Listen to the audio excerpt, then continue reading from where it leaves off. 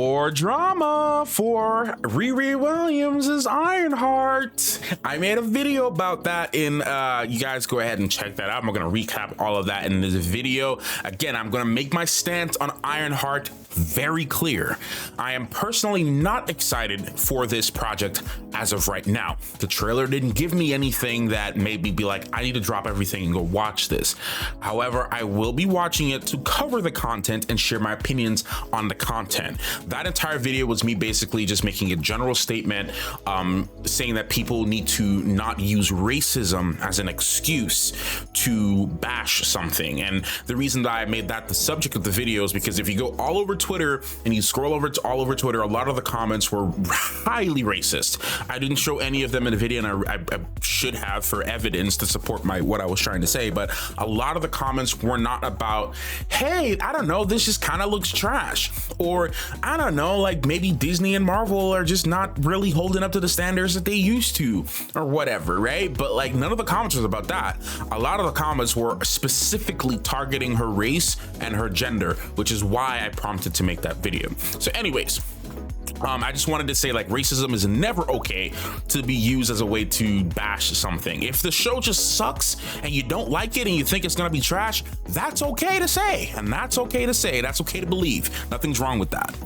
Also, if you guys hear some stuff outside, there's people mowing lawns and whatnot. But Riri Williams co-creator Mike Deodato, I'm sorry if I'm mispronouncing that, says Marvel Studios didn't pay him for Ironheart series.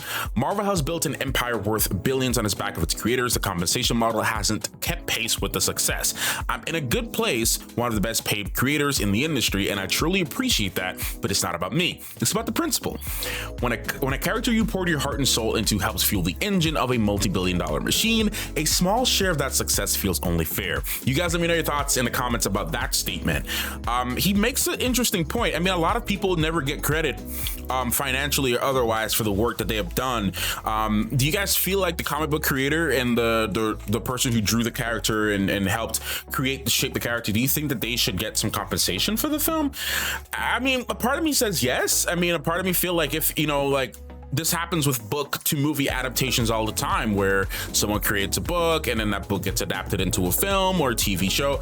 It's only right that they get some type of production credit or some type of compensation for it in some type of way. Now, there's debates about the comic book in general. People don't like the comic book. They thought the comic book was not as good. But yeah, guys, we can debate that in the comments down below. You guys can debate that in the comments below. I personally liked the comic books. I didn't like, it wasn't the best comic books I ever read, but I enjoyed them for what they were. I didn't think there was an issue.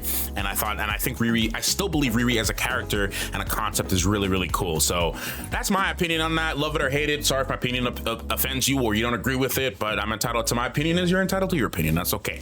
But anyways, about the news though, you guys let me know your thoughts down below in the comments, and I want to hear what you guys got to say. So I'll see you guys in the next one. Clockmaster.